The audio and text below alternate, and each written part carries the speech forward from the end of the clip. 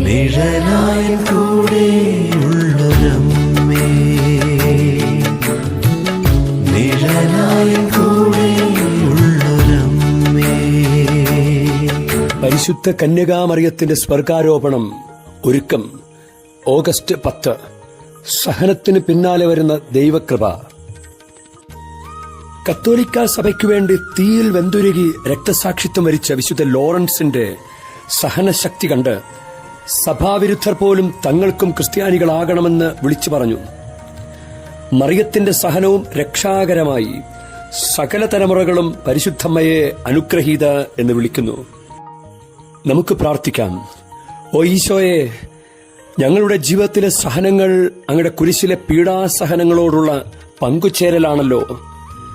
ഞങ്ങളുടെ സഹനത്തിന് പിന്നാലെ അങ്ങ് ഞങ്ങൾക്കായി ഒരുക്കി വച്ചിരിക്കുന്ന ആ പ്രത്യേക അനുഗ്രഹം ഞങ്ങൾക്ക് യഥാസമയം നൽകണമേ. ആമേൻ. എന്നമ്മയാം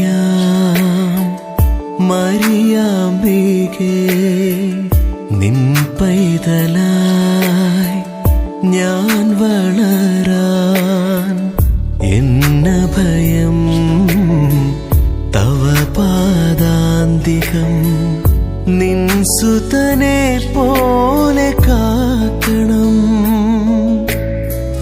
നിഴലായി